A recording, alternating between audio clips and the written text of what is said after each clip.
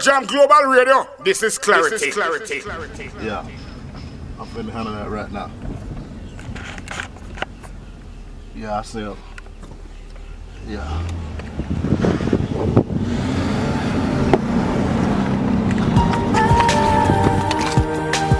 Rest in peace, Mike Brown, Eric Garner, Trayvon Martin, Walter Scott, and all victims of police brutality.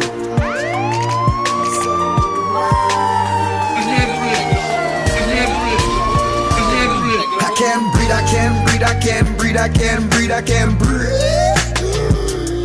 I can't breathe, I can't breathe, I can't breathe, I can't breathe, I can't breathe. You see my ends up, you see my ends up. I don't shoot, I don't shoot. I know justice, I know justice. I want peace, I want peace. You stand your ground. World Jam Global Radio. This is clarity. I stand my ground. Stand up. Cause we gonna shut it down. Because we gonna shut it down. To the ground. I can't breathe, I can't breathe, I can't breathe, I can't breathe, I can't breathe. I can't breathe, I can't breathe. Once again, it's a big good night coming out from me, Kervin Julian, on the World Jam Global Radio, as we enter another edition of Issues Today. I don't shoot, I don't shoot. Once again, I've got my co-host, Dr. David Remey, alongside. And after about an hour, we're going to be joined by activist and Minister Greg Greer. He's currently being interviewed by CNN. Bearing in mind the date is December the 5th and the significance is in 1955.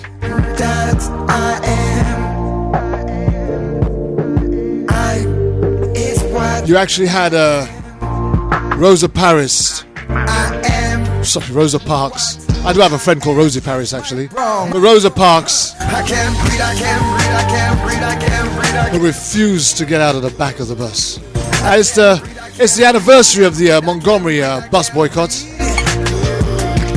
I can't breathe, I can't breathe, I can't breathe, I can't breathe, I can't breathe.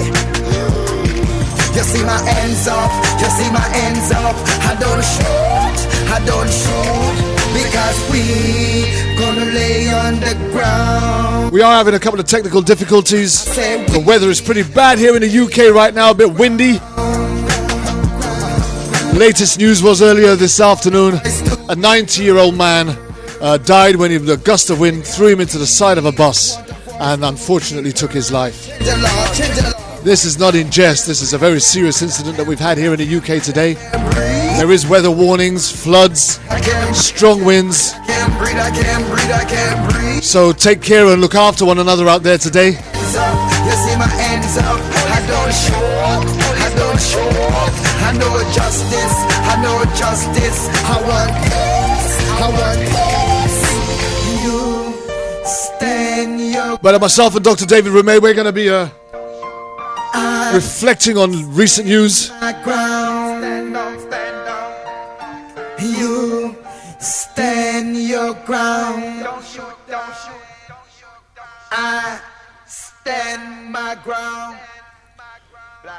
Black lives matter. So we are going in and out of signal. I'm not sure what's going on. Let's see what's happening here, shall we?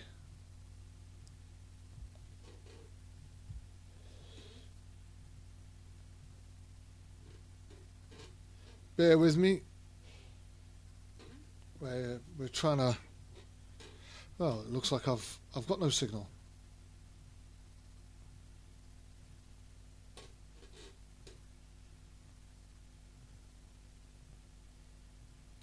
I'm not online.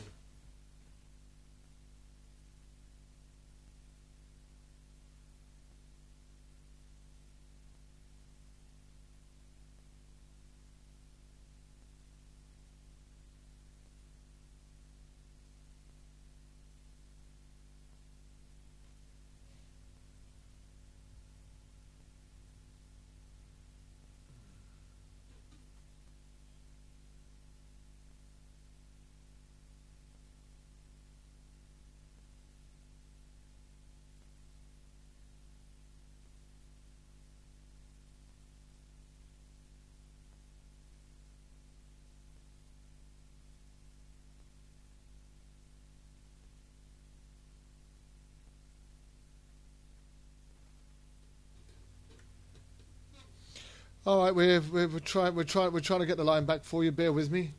I'm not going to go offline just now.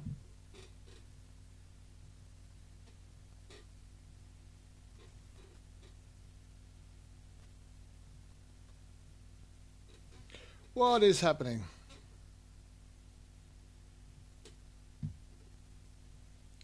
No connection whatsoever.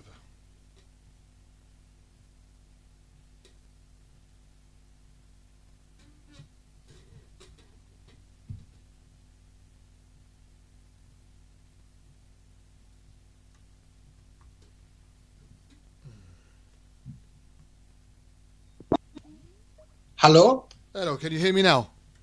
Oh, yes, I hear you now. Okay. Oh, much better. Far better. Do you hear me all right? Yep, I can hear you clearer now. Good, good. Well, where are we in the show? Pearl Jam Global Radio, this is clarity.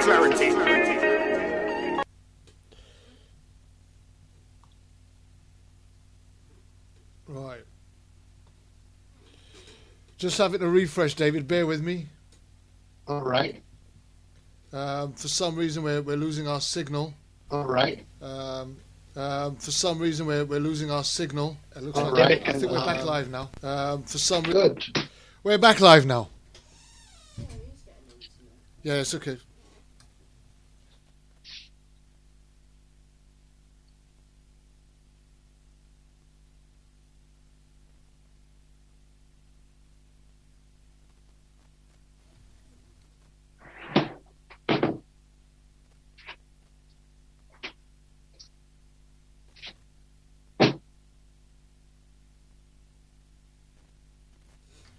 Right, okay. Can you hear me clearly now? I hear you very clearly. Right, okay. Okay, we are back live after that technical difficulty. And it looks like everything is up and running now. So, David, why don't you just go straight into your introduction and we will get on with the show. Sure. You know, we've had a week in the United States. We started off shortly around Thanksgiving with a murder that killed a police officer and 2 civilians at a Planned Parenthood center in the United States. Now, it was an act committed by a man who is a dedicated evangelical Christian. This man does not represent Christianity. This man represents hate and violence against a lawful act, which is to terminate a pregnancy, according to Roe v. Wade, a United States Supreme Court decision in 1973 that has been non-acceptable to many people in this country. And they think their violence and their hate toward doctors who perform abortion and women who undergo abortion and clinics that provide for abortion are somehow legal and morally justified under our laws and our faith. Now, clearly it's not. And these are domestic terrorists. They range from Eric Rudolph, who bombed a clinic in Birmingham, Alabama in 1996, to the Planned Parenthood this week. What we find in America, that is, those of us who can connect dots and see clearly, is that this act by a evangelicized Christian who does not represent Christian values is somehow not termed as Christian violence, but instead the act of a lone gunman who's crazy. Well, if he's a lone gunman who's crazy, the question is, how did he get the gun if he's crazy? And if he is crazy, then how are you going to prosecute him? Because in America, we don't prosecute mentally ill people, but he will be prosecuted. So the lies stack upon the lies.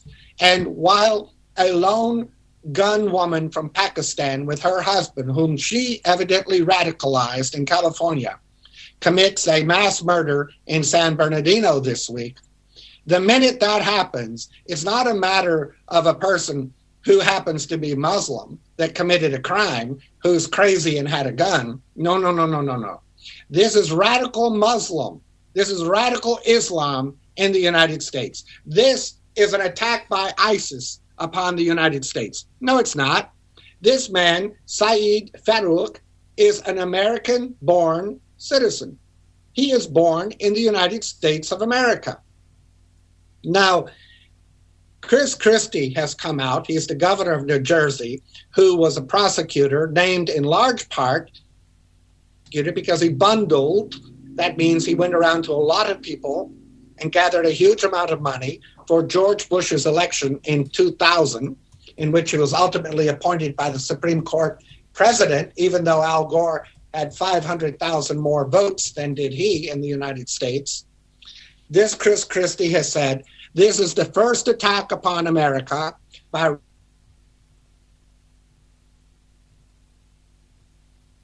as this is.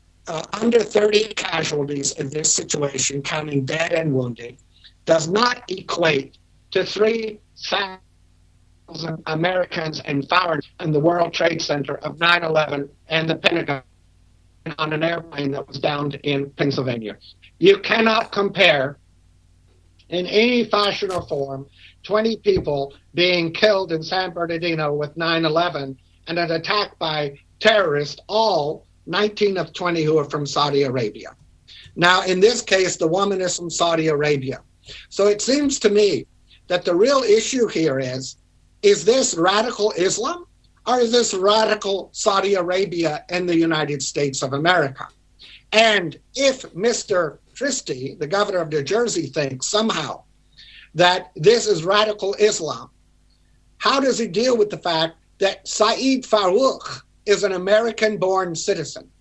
And what would he have done to prevent this American citizen from exercising the very rights that the Republicans and Mr. Christie fight for every day? That is, that every American can go into, even if he's on a terrorist watch list, into a gun show and buy a gun without a background check. You can walk into a gun, you can be on a terrorist watch list. That means you cannot get a driver's license and you cannot fly on an airplane. But you can walk into a gun show and legally buy a weapon and then go out and kill 20 people. So my question is, Chris Christie, I know you want to say that Barack Obama has not kept America safe and that the Democrats cannot be trusted to keep America safe, in spite of the fact it was under the Republicans that the largest attack upon the United States of America happened since the War of 1812, when the British sailed up the Potomac River and burned the White House. It was under George W. Bush and the Republicans' watch. And you have done more investigating of a Benghazi act in Libya with 4 Americans dead, 2 of them paid mercenaries by this State Department, than you have the 9/11 catastrophe, which caused the death of over 3,000 Americans. So my question is to Mr. Christie and other Republicans, how will you control the mass murders in America by people who legally acquire weapons under the laws that you maintain, and at the same time curtail that terrorism which you now blame on President Obama? Do you not see the contradiction here, my good friend Carvin? It's pretty clear to see. The funny thing is, as we start reflecting on what's gone on this week, I'm pretty troubled too, David. I predicted not very wisely, because it wasn't a mystery, but I did predict a couple of weeks ago that it looked like we were heading into this Syria war, even though nobody was saying so at the time, and we've quite quickly gone straight into it. But on Monday, David Cameron made a whole range of promises as he got his colleagues and fellow politicians to support his agenda to send our planes into Syria, and what he really clearly stated was ISIS was a genuine threat to our national security. B, that they were already bombing in Iraq, and it only made sense that they extend that attack into Syria, as that's where ISIS appears to have most of their strongholds. And finally, he guaranteed and stated that they would only be bombing Syrian strongholds. Yet, lo and behold, no sooner does he get his parliamentary puppets to agree with him in his motion and send the flights out, the first port of call, the first target they attacked was the oil fields in Syria. And I just don't quite get that. What intel did David Cameron have that was any different to France, Russia, China, America, who have all been out there before him? Was it a secret location for ISIS? I don't know. But I'm quite troubled because very soon I'm expecting to see the innocent bodies of men, women and children being lined up at the side of the street as casualties of the war that we've now started in Syria, which has not been done in my name. So, well, let's ask this question, which is even more fundamental to British democracy. It seems to me when you have a prime minister, and of course your prime minister is appointed prime minister by the Queen upon the recommendation of the majority in the parliament, I presume, as it used to be. But it seems to me very strange indeed that your prime minister would go to the Houses of Parliament and then say to those who oppose military action in Syria as a part of this coalition between Israel, Russia, and America and France, that to label those who oppose it by being as being coddlers, I think his word was coddlers of terrorists. Terrorist sympathizers is how he explained it. Sympathizers. Well, that's even worse because if you're a coddler, you're an aider and abetter. But if you're a sympathizer, it means in your soul, in your body, in your heart, you have compassion for and relate to terrorists who are killing our very own people. How can a prime minister use such an argument toward the loyal opposition of Her Majesty? You know what made that worse? I listened live to the debate in the House of Commons on Monday, as Geoffrey Corbyn and then several other MPs offered David Cameron an opportunity to A, take that back and B, apologise, and he flat out refused. At one point when Geoffrey Corbyn got up to speak and it was his time to speak and he's the opposition leader, he said he would gladly give his time over. In other words, the time that he was given to speak, he would kindly, willingly give his time over and sit down if the Prime Minister wanted to get up and apologise for those comments. And the Prime Minister didn't move. And I sat looking at my TV screen thinking to myself, how could you have any confidence in that man as your leader when A, if you didn't mean to refer to your colleagues and counterparts in such a manner, here would be an opportunity to say, that's not what I meant, but yet refuse. So you leave that. In other words, what you're saying is, in fact, no, leave it as it is. That's what I said. That's in fact what he's saying. That's what I said. So I'm not going to apologise for it. I'm not going to take it back. You heard what I said. Take it how you like. What kind of a man does that? Well, he's a man determined to have his way, and he doesn't care what kind of corpses he leaves behind in the wake of his bullheaded trampling upon the freedoms of Great Britain's citizens and members of Parliament to speak. But here's the additional argument, though, David. Right? He said clearly that ISIS poses a threat to our national security now, a very serious and genuine threat. Let me just say this. If ISIS poses a threat to the national security of the UK, it's not in Syria, right? It's right here in the UK. Because they're not going to risk trying to smuggle bomb-making equipment at this precise moment in time, right? While the eyes are fixed on them. Whatever they've got, whatever they're going to use, however they're going to attack, it's already here. And the other thing that I wanted to point out, whose interest would it have been for ISIS or for the attack to have taken place in Paris? Surely not in ISIS's interest, because now the world is firmly fixed on attacking them, right? And secondly, if it was ISIS who set up that attack in order to bring about that result, then aren't NATO just feeding into their hands by leveling the ground and wiping out the opposition to ISIS, right? And leaving them with a free country for them to run and take back over again. And furthermore, when you bomb their oil fields, the very resources that they're going to need in order for them to get themselves back on their feet once this war is over has now been taken away from them, which means another Middle East country dependent on the West again. Well, I would recommend this on that issue.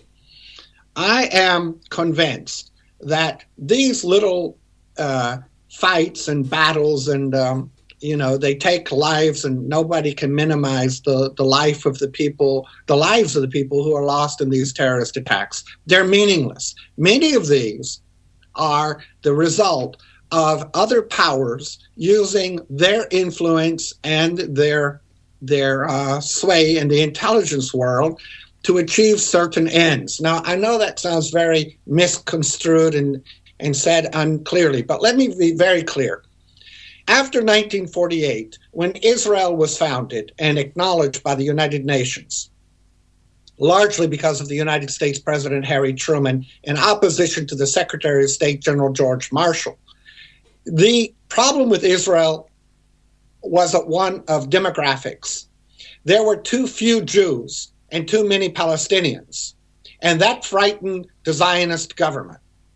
This is not anti-Semitic. This is simply stating the facts. Israel needed more Jews. The problem is the Jews in America, Australia, Canada, and South Africa have great lives. We weren't about to go to a little desert country and live on a kibbutz. That's just out of the question. So they didn't have enough Jews to come and create the demographic that would create a majority. So what happened? The Mossad and the Irgun and David Ben-Gurion got together. And they went to African and Arab countries, from Morocco to Algeria, Libya, Egypt, Iraq, Iran, Yemen, Saudi Arabia, all over. And they would plant bombs. I hear your chair, Kervin. They would plant bombs in these synagogues of Jews, in neighborhoods of Jews. They would assassinate well-known Jews. And then they would spread propaganda that the Arabs in those countries that had housed and made homes for these Jews for 1,000 years, and certainly since 1492, when Europe threw them out of Spain, they made homes for them. They had good livings and 1,000 years of history in those countries. All of a sudden, they came under this big threat. And that was what Israel wanted to spread. And why? Because where were those Jews going to go? From Morocco, from Yemen, from Iraq. They weren't going to America or Canada. They weren't going to Great Britain or Europe. They weren't going to South America, South Africa, and Australia. They were going to Israel. And those are the Jews who are in Israel today. And they have outnumbered, along with 1.25 million Russian Jews, they have outnumbered the European Jews. And Israel has changed from a socialist country with liberal European Enlightenment ideas to countries that have a tradition in more authoritarian governments like the Soviet Union and North African states and Arab states. Now, this same Israel today has a problem. And that problem is they need to populate the West Bank of Palestine. They need to populate Gaza. They need to populate the Negev Desert. And where are they going to get Jews to do that? There's 700,000 Jews in France. There's another 100,000 of Jews in Germany. And they want those Jews to come to Israel. Netanyahu has said it. They have a thing called the birthright in America.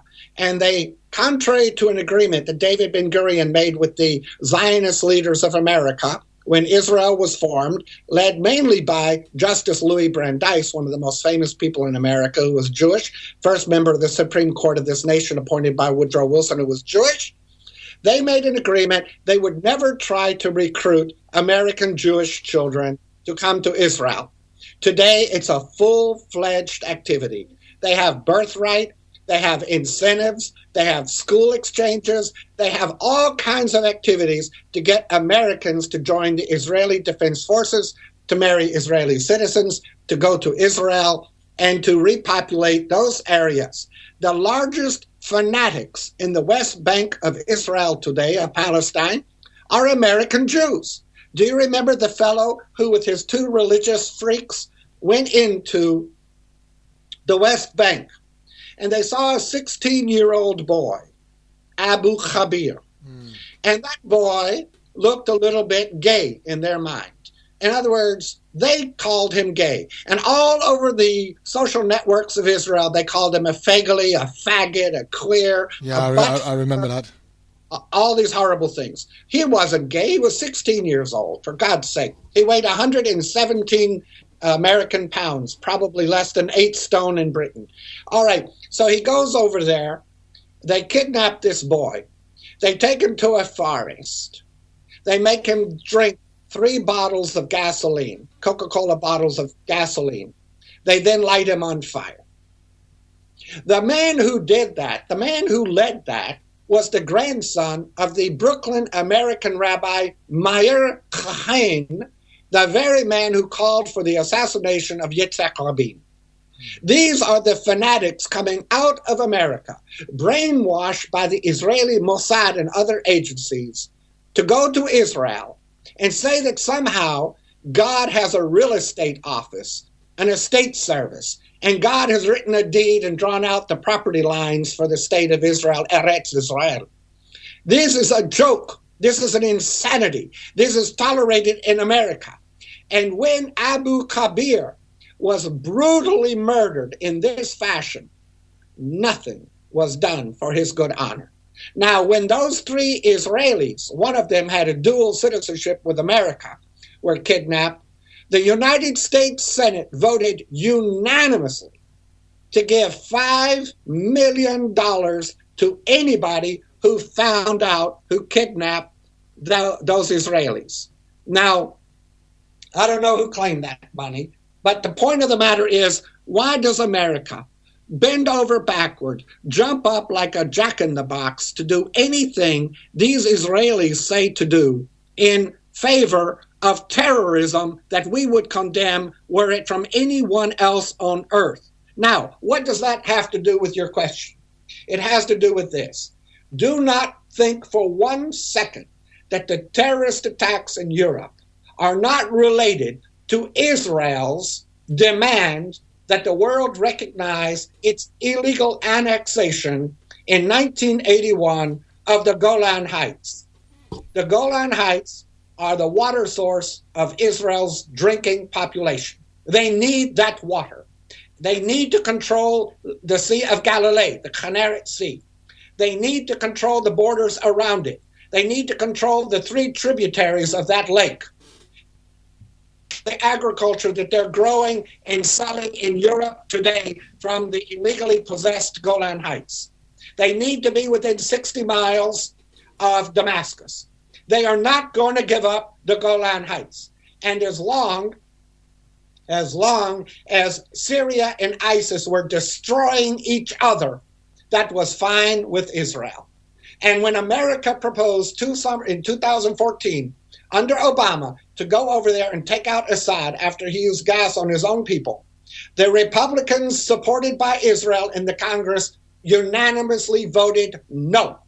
Great Britain unanimously voted no. They told their prime minister, you cannot go to war in Syria, because that served Israel's interest for that war to go on. But now that Russia has come into the war, and Russia will determine the fate of Syria, all of a sudden the whole world is changing.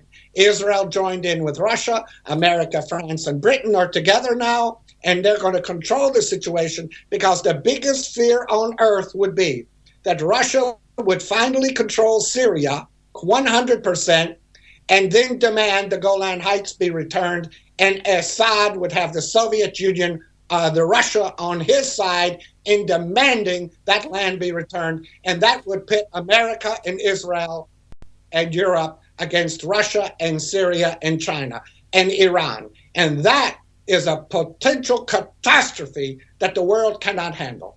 So if you look at Israel's interest you will see the participation cause for all these powers gathered in the modern day Sarajevo, which I call Syria. Sarajevo started World War I. You will see it coming together there, and it's very clear for all to see. Now, will the world see it the way I see it? Hell no. And were I not a Jew, I would be called an anti-Semite. Since I am a Jew, I'm called a self-hating Jew. And if I was a Jew who survived the Holocaust, I would be called a Jew who's self-loathing without a soul and a heart. So that is the way the Hasbara and the Israeli government ensure that we who see the picture and want peace are labeled so that our voices may be discounted. Do you follow me, Kervin? I'm following you, David. I'm following you loud and clear.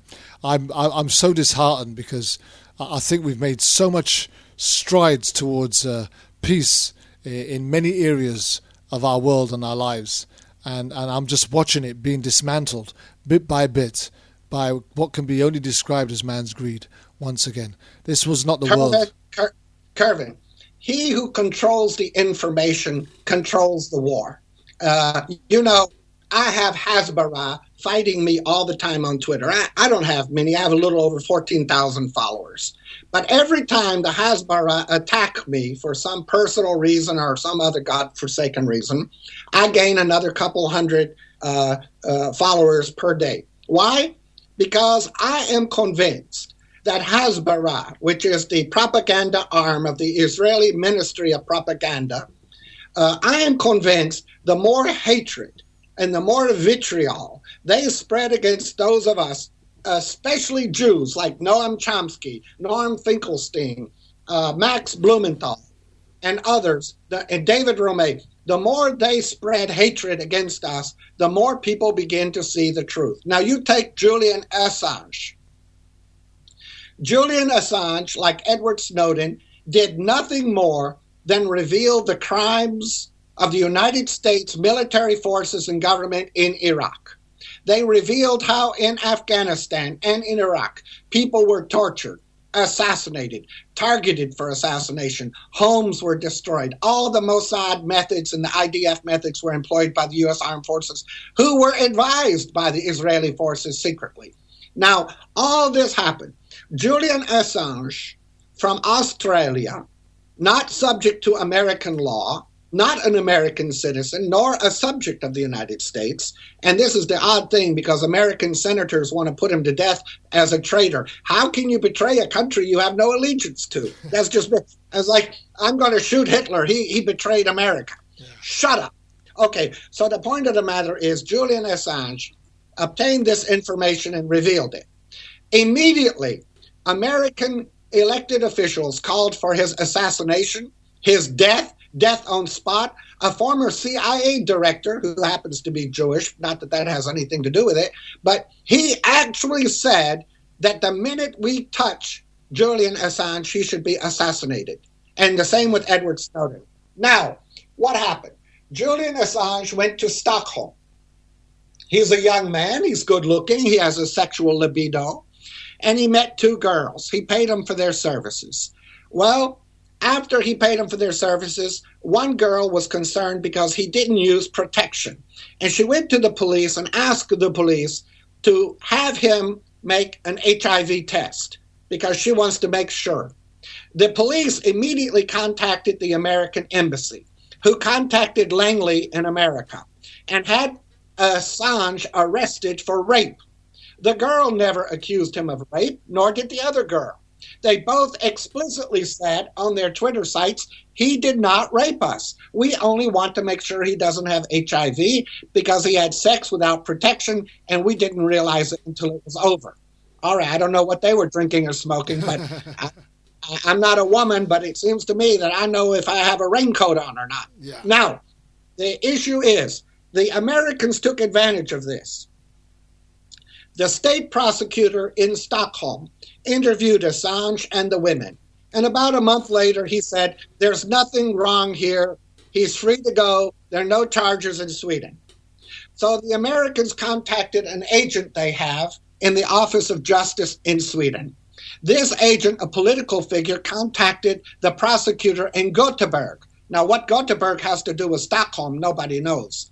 Okay, except that they're both in Sweden. But you know, Nome, Alaska is an American, so is Miami, but they're very different places. Yeah. Okay, so contacted this woman. Her name is Nye, N-Y. She immediately issued an arrest warrant for the charges of rape against Julian Assange, a hero. Immediately, he had been in Britain to give a speech. The arrest warrant was issued throughout the European channels. Now, I will remind you, an arrest warrant has also been issued for Prime Minister Netanyahu by a Spanish judge. But when Netanyahu came to Britain last week, nobody arrested him. They didn't execute the arrest warrant. But for some reason, without evidence, under this thing called EAW, that's a new law passed after 9/11, 2011, that says a European arrest warrant, a country in the European Union can issue an arrest warrant that all other countries must honor, even if the charge is not illegal in their country and if there's no evidence provided for the arrest warrant, for the first time. So they passed this law because the Americans asked them to. And you know Europe, they can't bend over enough when they're asked to do something for America. Okay, now he was arrested. He appealed to the British Supreme Court. The British Supreme Court ruled incorrectly and was going to return Assange to Sweden. Well, Assange said, I will go back to Sweden on one condition. You promise you will not extradite me to the United States of America.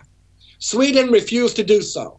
Therefore, he sought refuge in the Bolivian embassy, where he has lived for 3 years at the cost of nearly 25 million British pounds to keep him under house arrest.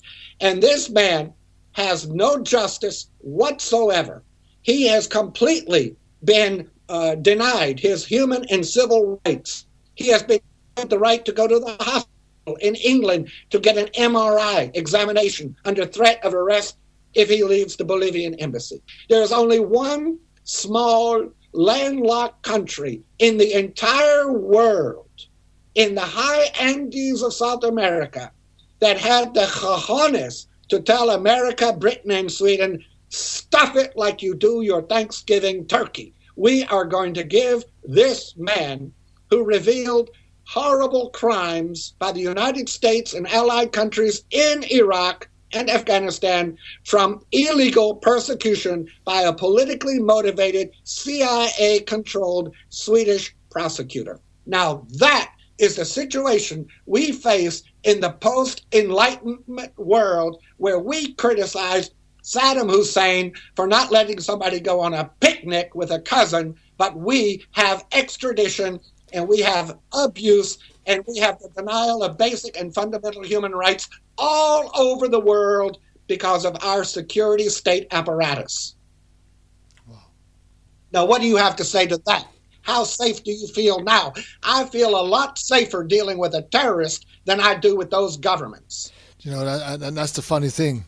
A lot of people are going to say likewise. I mean, in retrospect, Julian Assange did nothing different than what Salman Rushdie did, and yet Britain gave him protection and immunity. Right. They took him in, they protected him, they gave him somewhere to live. And all he did was reveal certain things about his culture that they felt that he shouldn't have.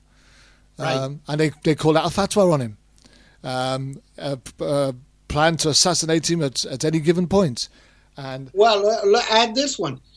Edward Snowden, who is in Russia, living in freedom, largely under the wonderful patronage of President Putin, who doesn't really show much freedom for other people. But anyway, he's there. Now, he has said, I will return to the United States of America. I will be subject to a trial under two conditions. One, you agree not to torture me. Two, that you have a public trial and I'm allowed to defend myself. Both conditions were turned down by the United States government. But surely it's in their interest to accept those conditions to get to the bottom of whatever it is they want to get to. They're not going to accept those conditions because the last thing on earth they want to do is have Julian Assange explain why he did what he did. Absolutely. Now, but the point is all these cowards in America, and I deal with a lot of them on Twitter, these cowards say if he was a real hero and American, he would come back and face a trial. Well, he has asked for a trial in public, as is guaranteed by the Constitution of the United States of America. But he's been denied one. And he has asked for a trial subject to Article 8 of the Amendment 8 of the United States Constitution, which says, the Eighth Amendment, no one is subject to any cruel and unusual punishment. So all he's asking is his constitutional right to an open trial in public and not to be subject to cruel and unusual punishment, otherwise known as torture. And the United States government has said the Constitution does not apply to you because we defer to the executive branch on this matter. Now, how is it that they can investigate the president for oral sex in the White House, and that's a national security issue that goes to the Supreme Court for a public trial before the Senate, but this young man who revealed crimes committed by our government in our name hasn't a right not to be tortured and hasn't a right to a public trial? Do you see the connection between Julian Assange and do you see the connection between this man? And do you see how whenever the U.S. government wants to take a prisoner alive, they succeed in doing so?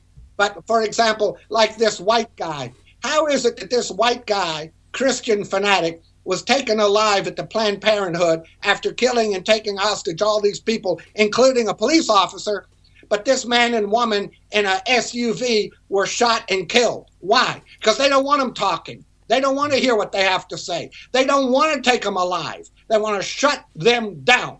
Now, let me explain something. You may say, well, Dr. Romay, you're very conspiratorial-minded. Let me ask you something. Do you know the most famous murder in the United States in our history, beside Abraham Lincoln? No. John F. Kennedy. Yeah, Kennedy. Okay, now, two men were killed within 5 years of each other. In November of 1963, President Kennedy was killed. And in March or April, I can't remember, it was one of the, right there in the spring of 1968, Martin Luther King was killed. Now, isn't it strange to you that Jack Ruby, a Jewish man, it has nothing to do with him being Jewish, but he was part of the Jewish mafiosa in Miami and Cuba. This guy walks into the sheriff's office of Dallas, Texas, and shoots dead Lee Harvey Oswald in front of 500 policemen and 300 reporters. Shoots him dead. Now, guess what Lee Harvey Oswald can never do? Talk. He can never talk. Now, he'll never be able. What about the guy, James Earl Ray, who shot Dr. Martin Luther King in Memphis? That guy was able to fly to England, fly to Canada, fly back to America, be arrested and lived in prison for 25 years, and he never said anything at all. Now, how is one man free to live and another is shot? Why is this Christian radical at Planned Parenthood free, and this American citizen and his Arab wife were shot dead on a highway in California? If you don't draw the connections, if you don't see the connections between Julian Assange and Edward Snowden, who's smart enough to get out of the grasp of the American criminal government killing machine, versus these situations with Lee Harvey Oswald and these others, you've got a problem, in my opinion, because it's very clear to me what's going on here. Yeah. The conspiracy is not a thin-coated thing either, is it? I mean, a conspiracy, no, it's as blatant as you can obviously... Yeah, go on, sorry. But people, look, Kervin, people have a tribal mentality. Humans are not so long evolved from animals, okay? We have 6,000 years of human history written down. I mean, come on. If you want any history beyond 6,000 years, you got to find some kind of a Lucy brain, a Lucy skull in Africa that's 35,000 years old and nobody knows anything about. So human evolution is still in the tribal stage. We are tribal. Let me give you an example. This week, I put a picture on Twitter, 2 pictures, side by side. Are you listening? Yep, and I saw them too. Okay. One is of a tank, and a Chinese guy, a boy, is standing in Tiananmen Square, standing in front of a row of tanks from the Chinese government. The Chinese government eventually arrested him. But this guy was considered a hero throughout the world. The man who took the picture got a Pulitzer Prize. This boy was called the bravest human on earth. Now there's another picture of an Israeli tank, a huge, huge tank. It can fire from here. It can fire from London to Oxford and blow up Blenheim Palace if it wants to. So the point of the matter is, there's a little boy, Palestinian, about 10 years younger than the Chinese guy, and he's standing in front of this megaton steel tank with weapons that can actually shoot nuclear bombs. And he throws a rock at it. And this boy is shot down in cold blood by the Israeli government. And I said on the Twitter, please tell me the difference between the Chinese boy and the Palestinian boy. And why is one a hero fighting oppression and the other fighting oppression is not a hero? Now, I got over 150,000 responses to that. Most of them, 85% of them, were positive. 5% were questions. Another 10% came from Israeli sympathizers, our Israelis, our Hasbara, or worse yet, Zionist, radical, brainwashed, propaganda-infested, Goebbels, Himmler mentality, Schreiner. Now, they said to me, I am an anti-Semite. The guy was a terrorist. He should be killed. Wipe them all out. Palestinians are not human. You can't commit genocide against Palestine because they're not human beings, and you can only commit genocide against human beings. Wipe them out. Drive them into the sea. It's this kind of tribal mentality, so well formulated, so well brainwashed into the minds of people, you can never have peace. You will only have war. You will never have thought. You will only have emotion. And you can never have safety. You will only have fear. And that is the problem that we face with police brutality, with the Israeli-Palestine war, with terrorism in Europe, with the truth coming out of Julian Assange and Edward Snowden's mouth, with Planned Parenthood terrorists, with radical Christianity, radical Zionism, radical Muslims, radical Hindus, radical Bhutanese, radical Nepalese. This is the kind of hatred, disturbance, mental illness comes from thinking to tribal instinct. And that tribal instinct, Kervin, must be broken. Now, let me add one addendum and corollary. Of all the people who have been oppressed in the world, I would say, and I'm not patronizing anybody, I would say the Africans, black people from Africa, who have been forcefully resettled in the United States, Fiji, India, Africa, all white Africa, all over the world, Arab countries, Europe. Blacks, for some reason, are considered the most tribal people. Oh, I went to the tribes. I saw the tribes, blah, blah, blah. Blacks are the least tribal people on earth. They have assimilated with their forced populations in which they were brought as slaves. They have forgiven more freely than any people I've ever known. They have tried to be a part of the system, whether you're President Obama, Eric Holder, Martin Luther King, George Washington Carver. I don't know. The black people on earth have risen above the tribal instinct to find spiritual connection with their non-black brothers and sisters in ways that if we would emulate and we would reproduce in our own bodies and souls, this world would be the Garden of Eden that God dreamed it would be. Yeah, and I kind of agree with you there as well, David. But the question still has to be, what do we do to change the direction? What can we do to change the direction in which this world is going? And you know, we were talking, and I suppose one of the biggest highlights this week, along with everything else you said, and I'm not dismissing any of that, is the San Bernardino terrorism, and the possible gun control, because a lot of what goes on in America influences what takes place everywhere else, and the gun control in America has got to be the most singular, most important battle that needs to be fought this century. Well, let me say something about gun control.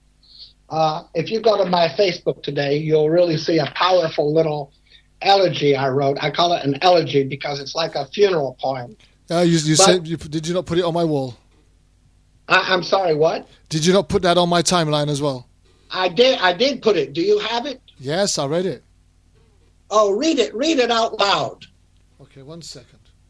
Because you can read it better than I can say it. But people need to understand this tribal fear that is arising in white America that makes them as attached to their weapons as a magnet is to a piece of steel. Here you write, older Caucasians are becoming a minority in the USA, and they are horrified by that fact. Further, they have vehement opposition to affirmative action for descendants of former slaves, women's rights, pro-choice, Planned Parenthood clinics, youth voting, an internet that they can't comprehend or control, refugees, Muslims, and gay rights, and LGBT marriage. Moreover, the jobs in factories that offered their fathers full health care insurance, nice pensions that allowed them to move to Florida, and good salaries are long gone. It is understandable these older white Americans flock to guns. A gun is his last stand. Force gay marriage on me, take my job, let my wife divorce me and take my money. Who cares if my kids are addicted to internet tubes? However, you will not take my guns. You liberals can even have your black president, but you can't have my guns. Informed and sensitive people comprehend this grotesque tribal fear in response to a change in society that threatens white men's power and privilege. We are who we are because thinking takes precedence over emotion. We adapt, we advance, and we survive. No matter how tall, strong, and noble a great oak tree is, in a storm it will break because it is flexible. How infuriating it must be to descendants of oak trees when after a major storm they see the low-class liberal palm tree still standing while their great oak ancestor is splintered into toothpicks. It is about survival as a result of adaptation. Evolution so despised by those who can't see that God's great plan includes all that we observe and don't observe. Have you ever considered that God can make a man from a worm? Yes, he can. However, some people argue God hasn't even the power to make man from an ape. How can one say God is all-powerful, but God can't do this or that? How? Who knows God's mind? Who knows God's abilities? How is it that the most evangelical Christians have more faith in their guns than in their God to protect them? Is this the picture of 21st century faith in America? It is virtually impossible to persuade one possessed of a tribal mentality who feels himself threatened to do what is right and good. At that level, people act on obsessive instinct and try to survive by defeating progress. Perhaps the great dinosaurs had the same instinct. Little good did it do them. I understand it is not easy, but the world is always changing. Darwin proved one evolves or one goes extinct. Those who do not evolve become extinct, and in millions of years, anthropologists will find their fossils and question what those extensions on their bodies are. Guns. Awesome. Think about it. There you have it. There you have it. There you have it. This is the last thing they're going to let you take from them. Their guns. And they don't even know that those very things they're so attached to are going to be the cause of their own extinction. Isn't that amazing? Do you know, And we as a people, as you look around us, I suppose to the genuine eye, you'll find it very difficult to see how we can become extinct when the population is multiplying so quickly. Yeah. But I'm sorry, Carvin, you're breaking up a little bit. That's fine. I'm But having a hard time hearing you. But the one thing that will cause us to go extinct is not that we are popularizing or at one rate or another. It's war that's going to take us out. Can you hear me now, David? I'm having a hard time hearing you, Carvin. You're breaking up. Okay, well I'm hearing you quite clearly, but all right, you continue now, because we're talking about extinction and how the war will affect that. Yeah, well, I think that it goes back to some psychology here.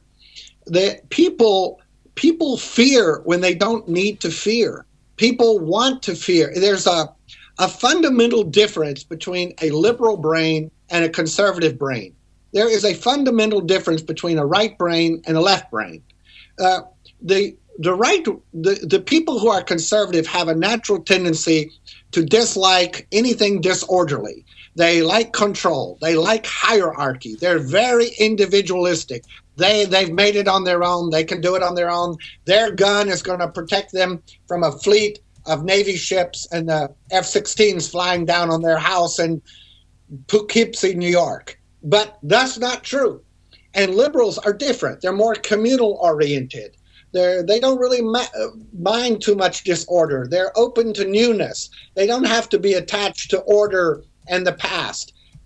Conservatives are called conservatives for a reason. They want to conserve what is. And why do most of them want to conserve what is? Because they won the game. They don't want to play the game again. Look, if I play a game of cards with you and I win all the money, I'm not interested in playing again. I'm taking my money and going home. But other people say, wait a minute, let me have a chance to win some money. And they're like, no, you can't. You're black. You're Hispanic. You're a Syrian. You're a Muslim. No, you can't. You can't play at our table. We already won and the game is over. And when you say that, you've got a real problem. Because then they're going to say, really? Well, we'll make a new game. Well, when they make a new game, the other people go crazy. Then they want their guns. And what are they going to do with their guns? Ask them.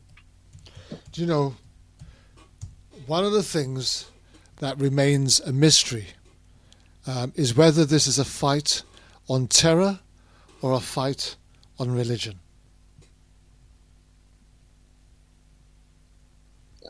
Carvin, I'm having the most difficult time hearing you. Did you ask me a question? Yeah, I said, basically, most people are wondering whether this is a war on terrorism or a war on religion. I think that terrorism is a symptom. It is a symptom. And it's not an American problem. It is a Middle Eastern problem. It's not even a European problem. It is a Middle Eastern problem. And it largely developed as a result of 1948 and the birth of Israel. And I'm not saying Israel doesn't have the right to exist. Israel has the right to exist. I admit that freely. But it only has the right to exist as long as it agrees other people have a right to exist. And Israel will not grant the Palestinian people the right to exist, nor any level of humanity. They have delegitimized them. I heard Marco Rubio, the Cuban-American senator from Florida, say yesterday to the Republican Jewish Conference in Washington that the problem is Palestinians, he doesn't even say the word, he says Arabs, he won't call them Palestinians, that Palestinians teach their children to hate Jews and to kill Jews. I recommend that he go and look at the kindergartens in Israel and see what they teach their youngest children. They teach young Jewish kids that the whole world wants to kill them, that the Holocaust showed the Germans want to do it, the Arabs want to do it, Americans, the whole world wants to kill Jews, in spite of the fact that the majority of the Jews in the world are very safe, very comfortable, and very happy. and they all live outside of Israel. It is only in Israel that exists, but they won't look at themselves. And in so long as American politicians, who are the servants and butt wipers of the Israeli government, the Zionist government, not Israel, Zionist government, we will have a condition in which young Jews are taught to kill Palestinians and call them Arabs and dehumanize them, and the American government will continue to fund those people while at the same time saying it's a 100% Arab problem. And as long as our politicians lie and go to groups like the Republican Jewish Conference, which is dividing the Jewish community in America, you will see Israel, along with its Hasbara poison agents, will continue to decrease in the eyes of the world, lose its own legitimacy, and eventually lose for the third time. The first collapse of the temple took them to Babylonia. The second took them throughout the diaspora of the Roman Empire. And the third, God knows what is going to happen. So what's the answer, David? The answer is to force America and the Soviet Union and Europe to put their foot on Tel Aviv and Jerusalem and say to them, we are forcing a peace. You may not like it, but you've got two choices. You accept this peace or you don't accept this peace. The problem is, if you don't accept this peace, we will no longer give you economic aid. You may not trade with us. You will not have any of our weapons, and you are on your own. We will have full diplomatic relations with all of your neighbors, and we will guarantee the existence of the state of Palestine. You touch one Palestinian hair, and we will wipe out 100 of yours. So take care, my friends. Only when you have the courage, the dignity, the humanity, the justice to do that, only then will you solve the problem. Because 1948 is the basis of the problem. Is it fair? No. Is it reality? Yes. Act on reality. I'm losing you now, David. Are you there? I'm here. Okay. Yeah, you want to reconnect and see if you get a better connection? Yeah, let's do that.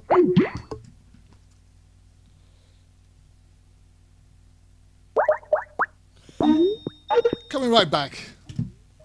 Hello? Are we there? Can you hear me clearly now? A little better, yes. Okay, and I'm getting you a little better.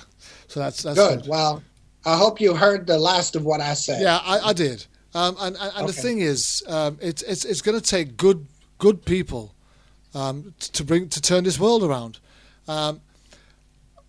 Where we get our leaders from, does that have an influence of the type of leader that we have for our countries? Well, in the United States, and I'm sure it's true,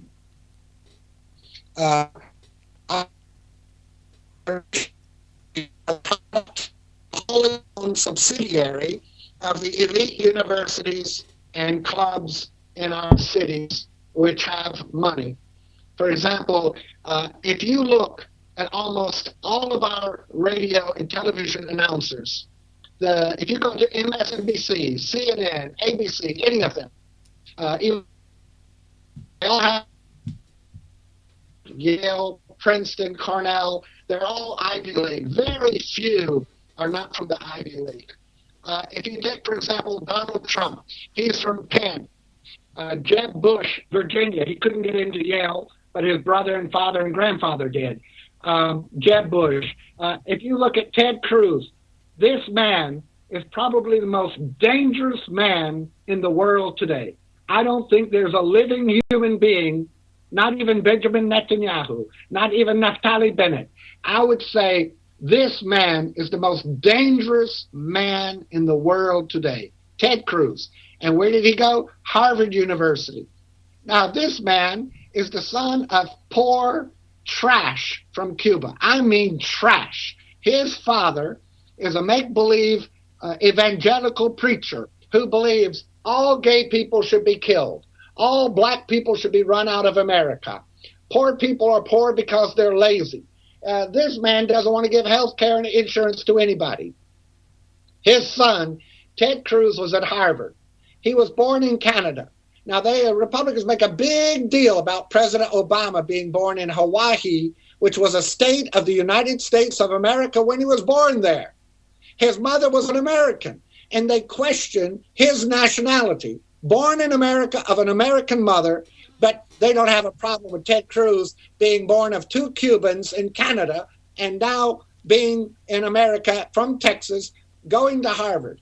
And they say when he was at Harvard University Law School, he was such an elitist that he would not even study with lower level Ivy League people. For example, if you came from Dartmouth or Brown or Penn, he wouldn't study with you. You had to be from Yale, Princeton, Columbia, and Harvard. Now, this is the kind of mentality that rules America's Wall Street, rules America's judicial offices, and America's executive and congressional elite. For example, this is going to shock you, Kervin, so put on your seatbelt. I got it on. We have 50 states in America. We have 2,500 major universities. We have at least 50 major great universities in every state. We have 15 Ivy League schools, from Stanford to, Stanford's not Ivy League, but it's considered one of the great universities of the world. Stanford University, University of Chicago, Rice University, Vanderbilt, Duke University, University of Chicago, University of Illinois, University of Michigan, University of Wisconsin, UCLA, Berkeley. Now, all those schools, we have 9 members on the Supreme Court of the United States of America, 1 Chief Justice of the United States, and 8 associate justices on the Supreme Court. All 9 of them are from 2 schools, Harvard and Yale. 9. None from Stanford, none from Miami, none from Maine, none from Pennsylvania, Harvard and Yale. All 9. How is that possible that only Yale and Harvard are allowed to put on the Supreme Court justices that make decisions that determine our quality of life and our freedom in the United States of America? When our power elite, and don't forget, President Obama is from Harvard. George W. Bush was from Yale. Bill Clinton was from Yale. George Bush Sr. was from Yale. Don't forget, the presidents and the members of Congress and the Supreme Court are all from 2 schools. Those schools determine the leadership of this nation and its future course. So I hope that answered your question. Very much so. The unfortunate thing is the same could be said for right here in the UK. And that doesn't just deal with our political arena. It's the same sort of school that deals with our national sports and athletics in particular. And business. Yeah. And so therefore, is that not explaining why there's such a division in the minds and the thinking of those that lead and those that have to follow? I think that people today in America are at a crossroads. We no longer see ourselves as the government. We see the government either as a means by which we gain power, money, and benefits, or we see the government as a means by which we control the world and make avenues open so that the rich get richer, the poor get poorer, and the police are empowered to ensure that nobody questions the system. And if you do question the system, there will be a reason for which you're arrested and shot dead or are found hanging in your jail cell. I mean, can you imagine the case in Texas? This poor woman going to a new job at Texas A&M University at Prairie View, stopped by a policeman, her head ground into the earth, put into a jail cell, and found dead. A boy playing in a park, shot dead. People who protest, shot dead. We are coming to a point where we are no longer just a military industrial state. We are a security state. We have the means to empower our policemen with military weaponry and technology.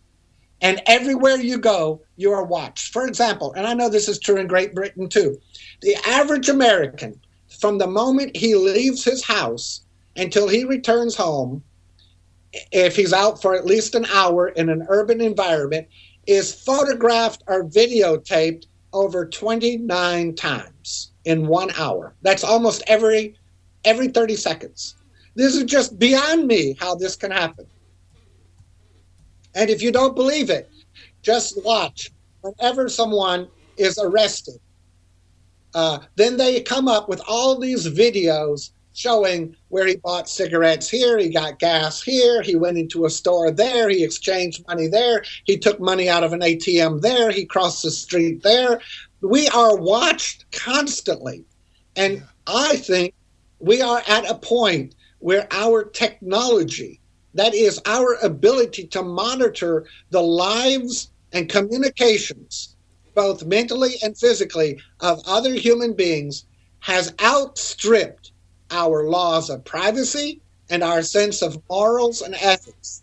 We are no longer philosophically prepared to deal on an axiological, that is a moral level, with the power our government has to monitor every single aspect of our lives, including in our most private homes. You know, and again, it's funny you should say that, because where we're being dictated and controlled by modern technology and everything. And I remember somebody saying back in the 70s and 80s, when they first started to bring about computers and computerized factories and warehouses, etc., said sooner or later we're going to be doing the living man out of a job. And is it ironic or coincidence that we're now hitting into our largest time of unemployment, irrespective of the amount of people that are rising in population? But you're still hitting your highest point of unemployment because you've got more machines and technology doing the work of men. Does that make us emotionless then? Have we become more emotionless? I don't think so. I think that it's very clear. Employment and economics have very little to do with one's desire to be free or not free. Even in the Great Depression in this country, people still defended their basic fundamental human rights and their privacy. And unemployment, I don't know about Britain, but right now in America, it's really, national unemployment came out yesterday at 5%. That's nothing. If you take the white population, where you have the greatest amount of insecurity and fear in the world, in this country, they're panicking. The white population in most states only has 3.6% unemployment. And anything below 4 is considered full employment. I know when I used to hire and fire people, when we had 4% unemployment, it was almost impossible. The people I wanted to hire dictated to me, can we bring our dog? We get off on Wednesdays. I want the air conditioning set at this level. I don't work in the winter if it snows more than 1 inch. I mean, we're getting to the point where unemployment, remember, unemployment in the national level in America right now is 5%. Mitt Romney promised that he would get it by 2017, that had he been elected in 2012, to 6%. Now, isn't that a joke? And in the meantime, the Republicans go on TV and say it's the worst economy in history. We're the weakest in history. We don't support Israel. When even the Israeli government says no president in history has done more to support Israel than Barack Obama. The economists say the economy is 1,000 times better than George W. Bush left it. The stock market has tripled since Obama became president. Every standard of living, 17 million more people with health insurance. People are healthier, they're happier, and they're richer in the 7 years under President Obama. But he's a black man, and no white is ever going to admit that a black man could do better than a mentally challenged freak from Texas named George W. Bush. You know. And you say to these people, look, you hate President Obama because he's black. Because if you look at the statistics, and had he been white and a Republican, he wouldn't be somebody you talk about putting his head on Mount Rushmore with Washington, Lincoln, Jefferson, and Roosevelt. His head would have already crowned all the other four. But he's black, and therefore you want him down below in the black ashes where history is forgotten. Because this black man had the audacity not only to promise, but to deliver a stronger, healthier, and wealthier America. And you people cannot accept that fact, because to accept it demonstrates in your little bitty pea brains that America is no longer the land of the white, but instead it is becoming the land of the free. And you can't take it. But America was never the land of the white. Oh, yeah, it was. America was ruled by the whites for the whites. And even today it is. It wasn't the land of the free, but it was the land of the whites. I'm talking. And if you don't believe me, you ask some of the. I'm not disagreeing with you. The point I'm trying to make was historically, originally, it wasn't. Oh, but I'm talking about that wasn't America then. It was, it was native land. So the history that they're trying to stand on is the one that they've put together for themselves out of convenience. It's not a real history. It's the very same thing here in the UK. There's no such thing as a true Englishman. Majority of them come from the Portuguese, the Danes, the Germans, every other nationality apart from England. There's no such thing as a true Englishman.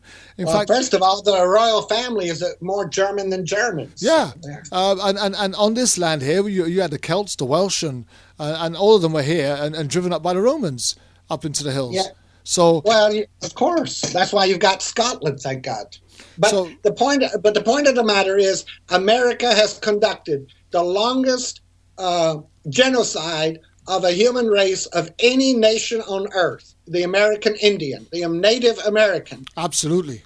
And there's no genocide equal to that. And that is why when I write to some of my Israeli counterparts, I don't call them friends because they would kill me in a second if they could, but when I write to my Israeli counterparts who happen to be fellow Jews, although I don't consider them people who really believe in the Torah. But anyway, when I write to them, they always remind me about America's genocide, as if that justifies their genocide. And I said to them, I would prosecute the Americans who committed that genocide, but you praise the ones who commit yours. There, my friend, is the difference. Yeah, agreed. But here in the UK, we have a massive problem. Not too dissimilar to yours, with the growing refugees, with the immigration, integration, and the way the propaganda brings about hate. Because over here in this country, what tends to happen is they start moving the ethnicities around. So, for example, when the blacks first came here in the 60s, they built all of these housing estates. You call them projects in the USA, right? Right. But they built all of these housing estates, and they put a lot of black people in. But they put a lot of them in the same place. And when that began to spill out, then they built another one, and they kept on building until they obviously had enough of them all. Now the problem you have then is we had a mass influx coming in from Somalia in the 90s, and then you found people started to be moved out of them. And it didn't matter where they were shoved; they could be shoved anywhere now. And these same housing estates were being used for the Somalians. And so now what you have is people that were brought up or raised in particular communities who had ties to that community, who had ancestry in that community, were now being told that they can't continue to live in that community because that space is now needed for someone else. Can you imagine the conflict, the frustration, the resentment that starts to build when those type of things start to set in? Well, and I think it's justifiable. You cannot take a man's home that he's had in his family for 300 years, blow it up, destroy all the plant life, the olive trees, and then come in and build prefabricated homes for Brooklyn Jews to move there and say that God gave it to them. The problem with people is they quote God all the time. But one of the very first commandments is, you shall not carry the Lord thy God's name in vain. Now, I know to Christians, that means you shall not take the Lord thy God's name in vain. They translate it that way. In Hebrew, it's called, you shall not carry the Lord thy God's name in vain. That means don't speak for God. It doesn't mean to say, oh, screw God or damn God or so. No, it means don't speak for God. Do not carry the Lord thy God. You can't tell me that God says Curvin's going to hell. You can't tell me gays are going to hell. You can't tell me a divorced woman's going to hell. You can't tell me God favors white people over black people. You can't tell me that God set out the real estate parameters for a future state in the year of 1948 in Israel. Forget it. Don't talk for God. God can speak for himself. Absolutely. There's no small reason that God put that out as a commandment. Now, it seems to me that as long as people who say, well, God gave the Jews this land, well, why don't they quote the rest of the Bible? Because there's about 10 references in the Bible where God says, I'm taking this land away from you. I'm sending you to Babylonia. Read Jeremiah. Read Ezekiel. Read Habakkuk. Read Ezra. Read these people and read what God said. You stiff-necked people, I'm destroying your country. I'm destroying the temple. Why was the second temple destroyed? We say in Judaism, the second temple, which was in 70 AD, was destroyed because the Jews began to fight among the Jews. And they began to criticize each other. They began to show hatred for their own people. And if they did that, they were not entitled to a country. So God let the Romans come in, destroy the temple, and the Jews were dispersed to the world. And I don't remember any prophecy from that date on where God said you can have a country again. In fact, God said in Isaiah, go forth to the nations of the world, to the people of the world, and spread my light and my word. Reveal to them me, your God. It didn't say go and ingather in Israel and die on Masada like a bunch of thieves who killed Jews in En-Gedi. It doesn't say that. So as long as you're going to quote the Bible, you might as well quote the Odyssey and the Iliad from Homer. You might as well quote something from Chaucer in England. I mean, why not quote Beowulf? I mean, who cares? The fact is, this is life. This is reality. We're humans. We're in God's image made.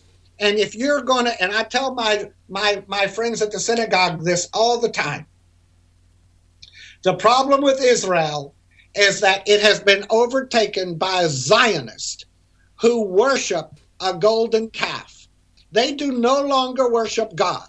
Just as Aaron built the molten calf at the foot of Sinai when Moses ascended to the mountain, Aaron built it with their gold and they worshiped it, and God destroyed most of them for doing so. Today, the Zionists worship land. That land belongs to Palestine. And as long as those settlers and Zionists worship at the altar of land, they cannot worship God. And the first commandment is, I am the Lord thy God. You shall have no other gods before you but me. Amen. That tells me they have made land their God. And let me tell you something. If you really want to make an Israeli, and this I tell to all of your friends listening in Great Britain, many who are Pakistani and Muslim and Arab and Americans and Europeans, if you really want to make an Israeli go bananas, I mean total bananas, so banana you could replace the banana republics of Central America in 1 second. I'm saying so banana crazy you could have the zoo monkeys go on a riot. Here's what you say. There's a famous quote. And this quote is from Golda Meir in her arrogance. Here's what she said. The prime minister of Israel, who was born in Russia, raised in America, and moved to Israel as a Zionist, and almost lost the 73 war. Golda Meir said, as long as Arabs hate Israelis more than they love their children, there will be war. Now, that is the most condescending, stupid thing I have ever heard in my life. That's like telling George Washington, as long as you love the colonies more than you love Martha and your children at Mount Vernon, we're going to have war. I would tell King George to stop it if he said that. Yeah. Okay, so here's what you tell an Israeli to make him bananas, because they all know that quote. You say, as long as Jews in Israel worship land more than God, there will be war. They will go bananas because they think they have a monopoly on worshiping God. Well, they don't.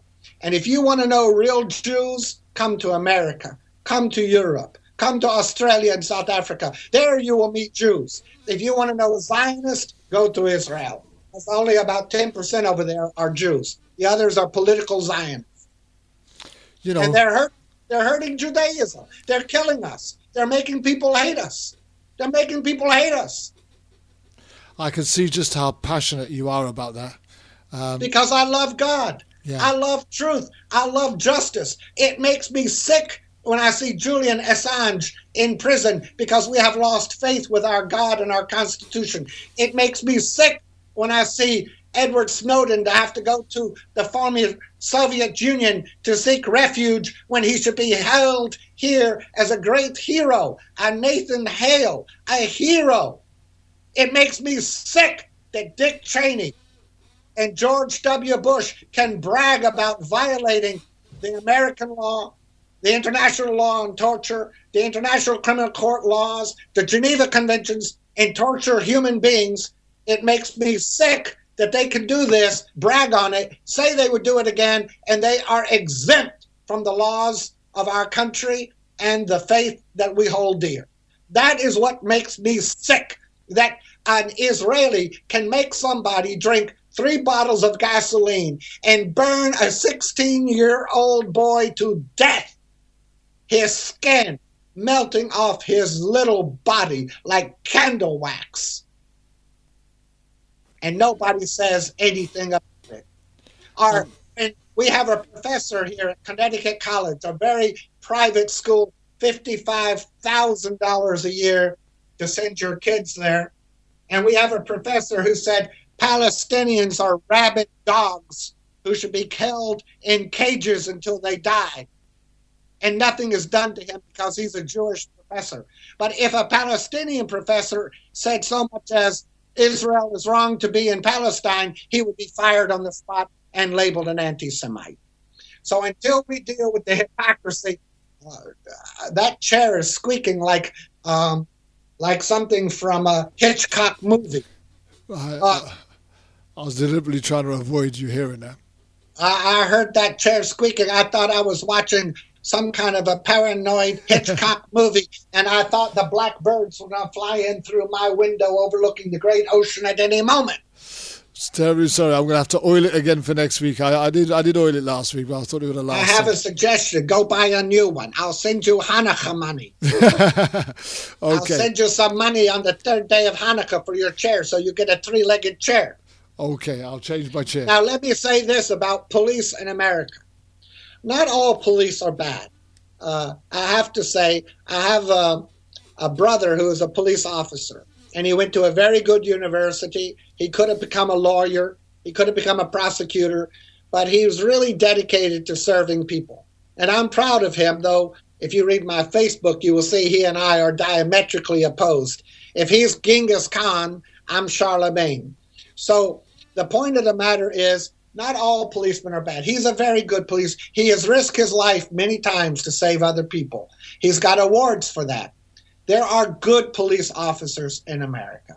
The problem is that the government has empowered too many who are not well enough educated with the weaponry to do serious harm to the reputation of the police and to the lives of those they're charged with securing and protecting. And as long as the police are guarding us instead of protecting us, you're going to have these crises in America. Now, I am of the firm belief the only way we will ever solve the police brutality and criminal cover-up problems like we had in Chicago, where this boy is shot dead with 16 bullets riddled through him.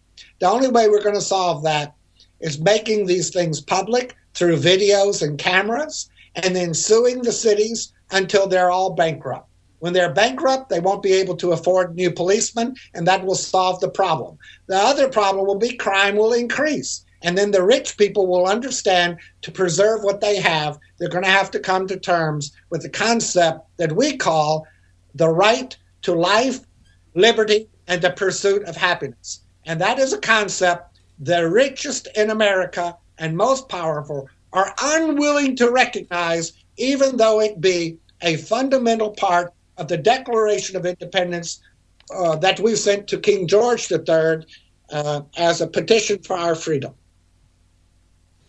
You know, you're quite right there. But David, talking about recent issues, surely you've seen the story this week of the man that was almost executed by the way it looked.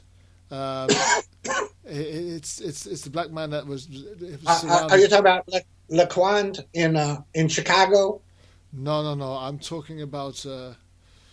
I'm just trying to find the story now. If you bear with me, it's here. I just haven't got it ready. It's.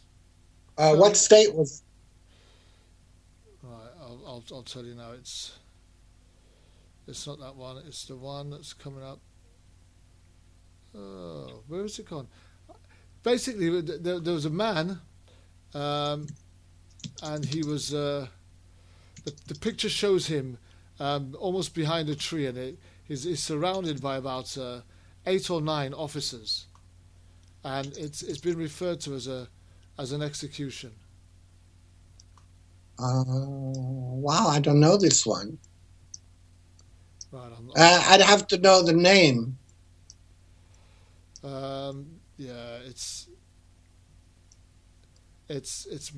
well, I did have it here. It's Well, what was your question about it? Well, basically, on this particular issue, what you actually had was you had 8 officers or so who surrounded this fella and shot him dead. Now, the question has to be, here it is. Right. Let me just get this story up for you. Right. The question has to be, how many officers do you have to have, and how many weapons do they need before they're not in fear for their life? 10 cops. Public execution by firing squad. The video shows 10 cops unload their gun on a single man.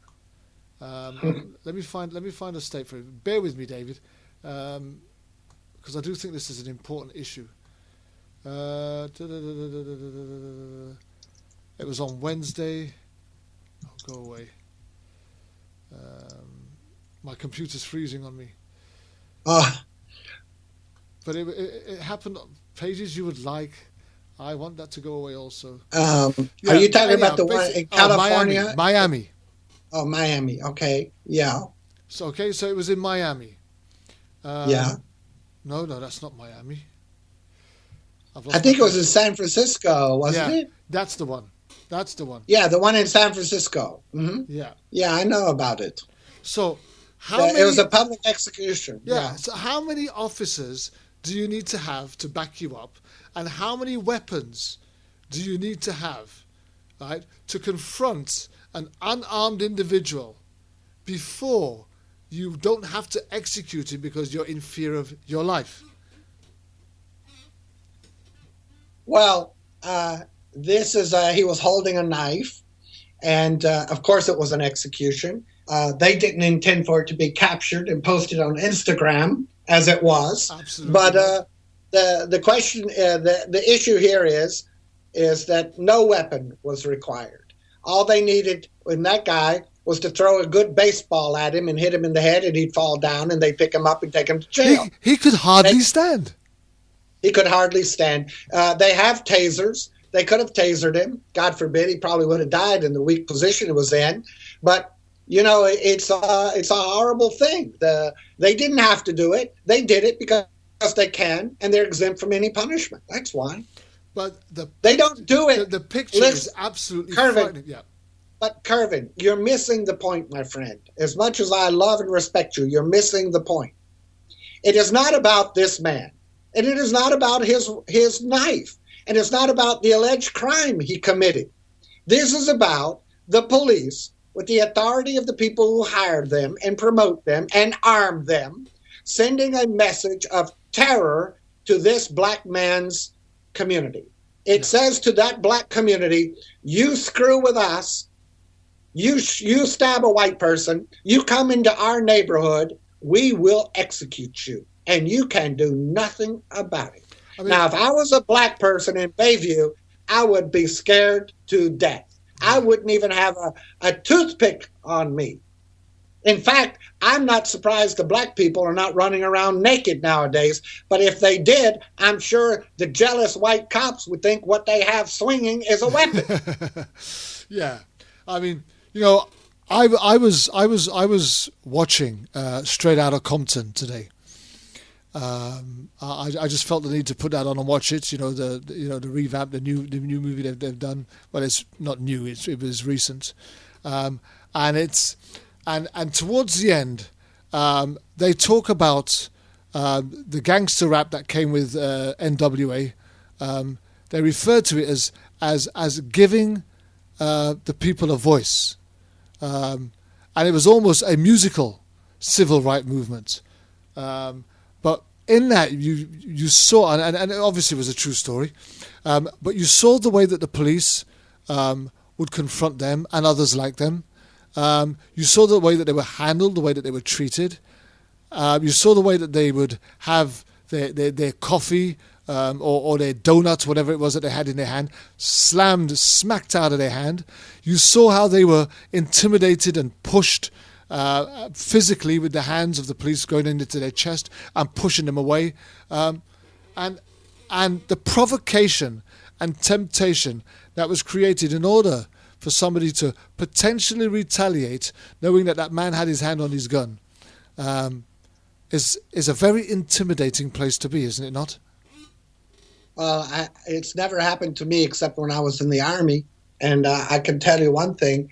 Once you had a loaded gun pointed right in your face or at your body, and you know that the people who are the person pointing that gun or the people pointing that gun have a history of using it and have every intent of using it on you, believe me, your life changes forever. You understand suddenly that your life is no longer something of immortality, but of very definite mortality. You've got this picture in San Francisco. Right. And as you look at the still of that picture, you have a frail-looking elderly man who's cowered down, leaning up against a shack or a corrugated iron backdrop, which tells you that he's in Shantytown or the ghetto. And then what you have alongside this tree is a lineup of officers, weapons drawn, and pointing at this man. Surely this man's belief at this moment in time is, right, they're not going to shoot me. Why would he think they're not going to shoot him? Because there are so many of them that they shouldn't need to shoot him. That's the logic. Look, in Chicago, with Laquan, there were about 15 policemen standing around when one man unloaded 16 bullets and was about to reload his gun to shoot him some more. And only then did they step in.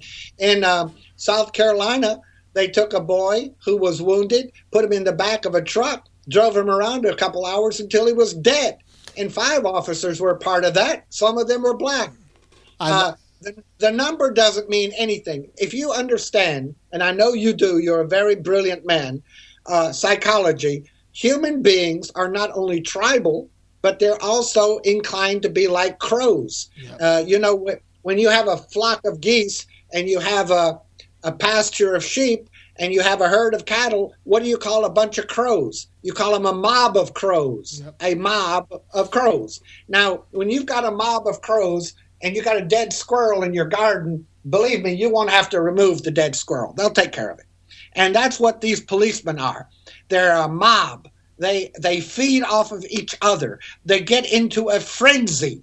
Their weapons are their feathers, and they fluff them and flash them and use them, and they kill, and they get into this group mentality. Many of them are veterans of the Iraqi-Afghanistan war, and they have post-traumatic stress disorder. They're not treated for that disorder. They have flashbacks. So when they see a black man with a knife covered up like this guy is, they see in their brain an old Iraqi woman carrying a bomb, or an old Iraqi who's coming to say something to them and blows himself up.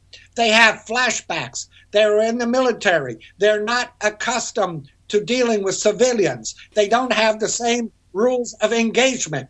And the citizens pay the price because the government doesn't do enough to ensure that those who are to protect and guard us and protect and serve us are not in fact ruling us and having flashbacks and mental disorders that cause them to commit crimes that are then covered up to protect the department and to protect the city from having to pay out huge settlements. So it all goes together. So you cannot look at this poor black man on a street in Bayview with 10 cops killing him. You have to look at the whole perspective and context to understand.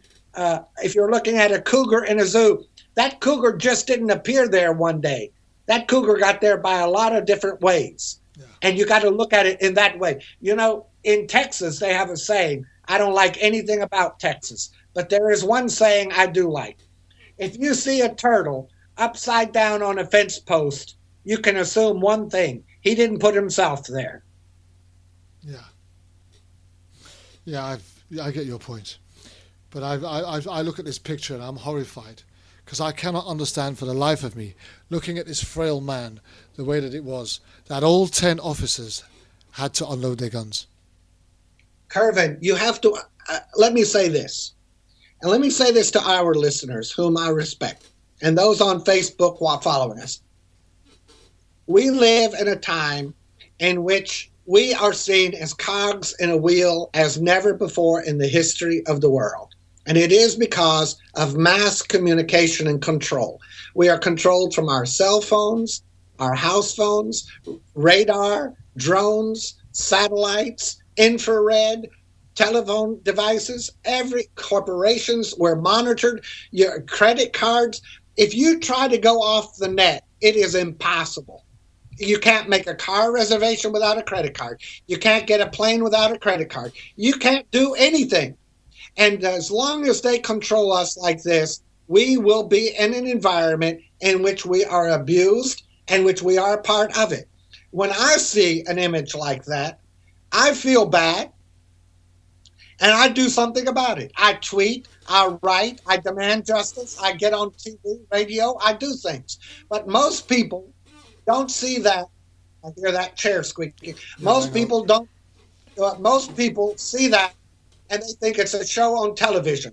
They think it's a game box on the internet. They don't see it as reality because our government has ensured through mass entertainment that we no longer are capable of distinguishing real emotion from pseudo-induced emotion.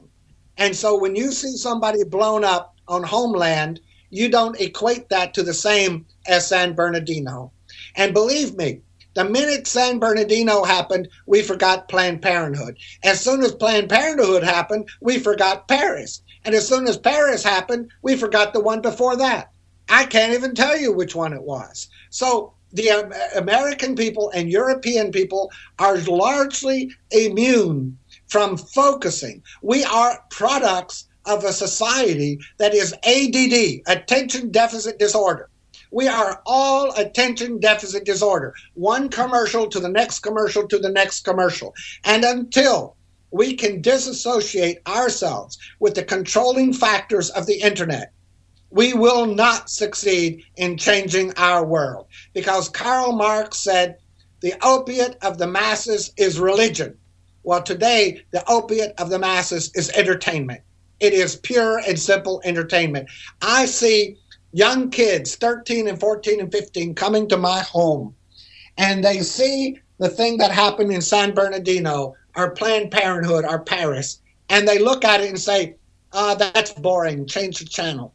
I said, that's boring? Yeah, that's boring. I said, what if that happened here? It's not going to happen here. I said, what are you doing? Oh, I'm just Instagramming. What are you Instagramming? I look at what they're Instagramming. If you read the dreck they write to each other, it is disgusting. Absolutely. If here's the thing. Child, I'm finding people are almost trying to find an excuse not to talk about these atrocities that are taking place. Why do you think they find an excuse not to speak about these atrocities? Why? I personally believe that there are some of them, especially here in the UK, which do not want to see a reflection of the lack of what they haven't done themselves. So you're saying it's shame? Yeah, I think a lot of it is shame. People are ashamed of what's taking place out there. And so what do they do to distract themselves from the shame? They then find themselves an alternative form of entertainment. And that alleviates them from thinking about their guilt. Absolutely. It also alleviates them from thinking about the issue. Now I'm going to say something quite radical, and I encourage you to oppose me if you dare, and I will respect you even more if you succeed. I don't think they have shame at all. I don't think they feel. I don't think they care. I think most people are so immune from any type of a sincere emotion of anything, for anything they see on television. It's not real. We have succeeded in separating reality from fiction in the world. Are you talking about desensitized? I don't think it's a desensitized. That means a desensitized means it happened, I recognize it, but I don't care. I don't think they believe it's real. You cannot imagine how many tweets I get and Facebooks I get telling me that Paris was a hoax, that there were never really any bodies there, that San Bernardino was a hoax, there were no bodies there, that Israel never kills any Arabs. Those are actors paid by the Palestinian Authority to act like they were killed. People actually write me this. Well, if they write it, they believe it. Yeah. Because and they don't believe these things are happening. I told my neighbor who's 84 years old, I said, what do you think when you see Gaza destroyed like that? What do you think when you see 2,400 people killed like that by Israel? And she goes to my synagogue. You know what she said to me? Oh, I don't believe that happened. That's just propaganda. That didn't happen. I said, do you believe the Holocaust happened? Absolutely. I said, why do you believe the Holocaust pictures are real, but these pictures are not real? Well, you can't trust Arabs. I don't believe that. You see, that's the problem. They don't have shame. They don't deflect. They don't believe. And that is a program of education to solve. Yeah. We've only got a few short minutes left, probably about 12 minutes, 7 minutes or so that we've got in talk time. There's one other issue that I wanted to bring out. Well, let me ask you this. Do I make any sense to you? Oh, absolutely. We're all on the same page here, right? Okay, well. So I'm with you on that, absolutely. Well, wait, I need to test that. I'm on page number... 39.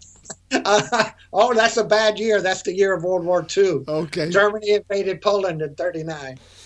Another issue that I want to talk about, just very briefly, sure. Of this week's news in America. You're probably going to want to jump all over this. I wouldn't blame you. But we saw it over here. It got posted over here. Donald Trump is a buffoon, isn't he? And you've got two issues with Donald Trump this week. You've got the one with him mocking the disabled man. But the one that's really caught my attention this week is the meeting that he had with these black pastors. Now, I'm at a real loss. Men of the cloth, men of God, men who are supposed to be men of the people, who are standing alongside this man, and I believe it's almost as if they were selling their souls to the devil. Well, Carvin, first let me tell you something. Donald Trump is the result of these old white people who fear they're losing America. And guns and Donald Trump are their last hope. That's number one. Number two, the man has money. You can't argue. He's got money. Number three, everybody in America knows, and Lyndon Johnson talked about this, Republicans wrote about it, Democrats, they all know.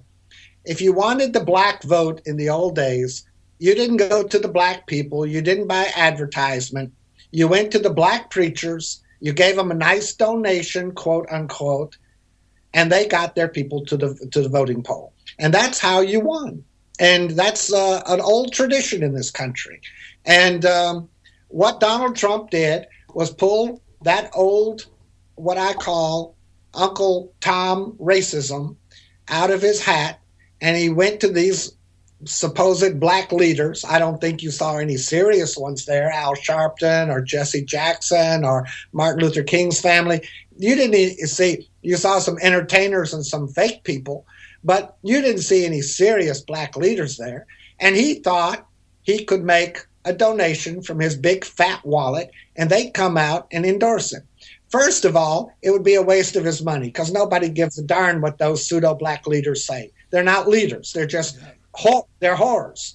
That's number one. Number two, it backfired on him because the real black leaders called those pimps up and said, get the hell out of there.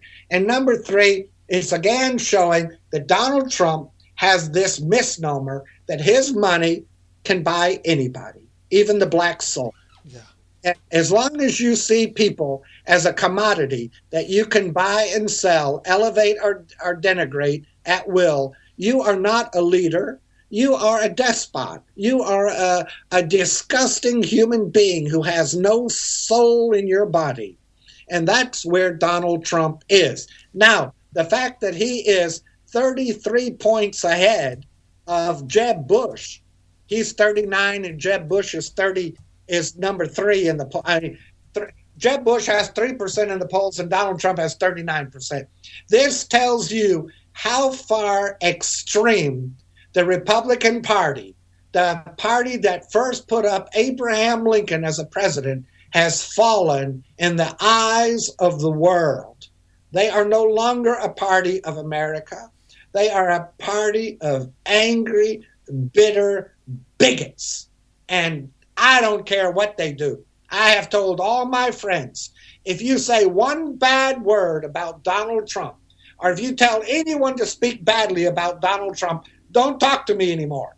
I want Donald Trump to win so that the Democrat will have a 50-state win in this country. Because that man cannot win the presidency of the United States. But if he wins the nomination of the Republican Party, it's the end of that party. It's the end of it. That's the end of that party. Yeah, absolutely. He's a disgusting human being. And the way he spoke to this Republican Jewish conference, he told them, I didn't come here for your money. I know you people make deals. I know you're the best deal makers. To any real Jew, that would be disgusting. That's like saying, I know you black folk like watermelon. I know you black folk like fried chicken. I know you black folk like to sing and dance and get drunk on Saturday night, not come to work on Monday. It's bullshit.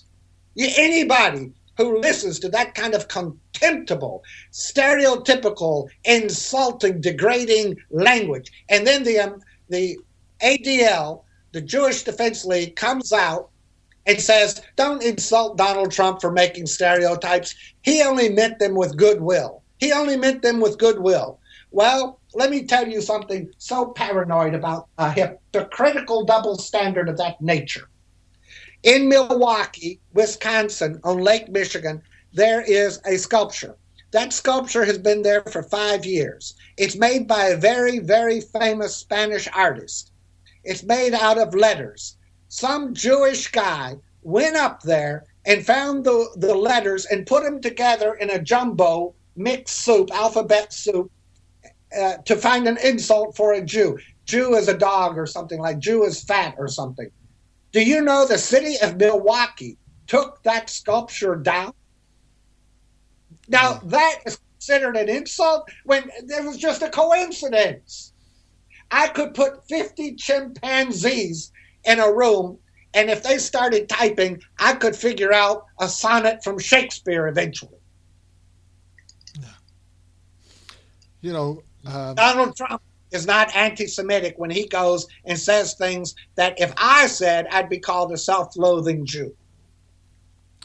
how anybody takes Donald Trump seriously at all is way beyond me. One more question before we call it a day, David. And it's always great talking to you, and it's been fantastic just having me and you on the air today. Terribly sorry that Greg hasn't been able to make it. We apologise sincerely for him not being here today, even though we'd announced it. It is December the 5th, which is the anniversary of the Montgomery bus boycott. We remember fondly Rosa Parks and the stance that she made, which was the beginning of civil rights for us all, right across the world. What a fantastic woman she was, and what a stance she made. But the one last point that I do want to make is in 1996, in April, after a mass killing where 35 people were killed and another 23 were wounded, Australia decided to put in place some very strict gun laws, and they have not seen a repetition of that type of attack again since. Is there anything to learn from what Australia has put in place with gun control that America can actually take a hold of right now in this current climate of so much killing, so much loss of life, which really breaks my heart when I get up in the morning and all I'm seeing is another innocent, unarmed individual, young man or woman's life gone down the drain. Is it the only lesson? It's not a matter of statistics or safety of weapons or possession, non-possession of weapons. The only lesson that can be taken from Australia's action, because the result is no different than the result in Europe from having a limited supply of weapons in the hands of citizens and in Japan.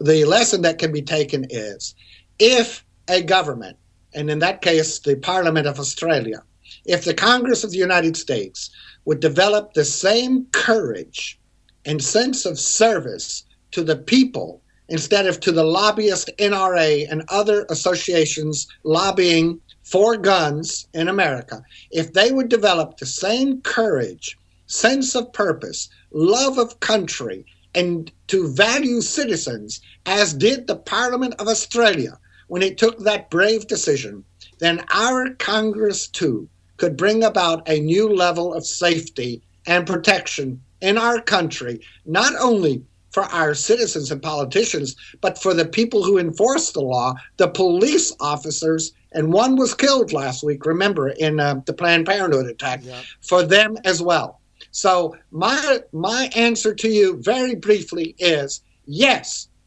the lesson from Australia is that brave politicians can make huge differences. Well, David, I'd just like to thank you once again for your company and your great insight into current issues relating to human rights as we see it, conflicting or not. You might agree with some of what we said, you might agree with all of what we said. In fact, you might agree with none of what we said. But here on Issues Today, World Jam Global Radio, Kervin Julian and David Remay, we talk from the heart and we shoot from the hip. It's been our pleasure once again. Thank you very much, David. And I look forward. Kervin, and I want to say you have a great heart. It's not easy what you do. It's very hard to maintain that equipment and go on the air and be a fighter for truth, justice, and peace. But as your co-writer and far your junior, I am very proud to be a part of a team that you lead with courage and intelligence. Thank you very much, David. That's our time. We're going to be handing over to iSean in New York right after this.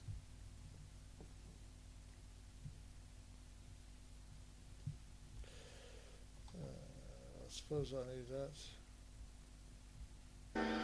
Important, so crucial. to getting the word out about an issue. World Jam Global Radio. This is clarity.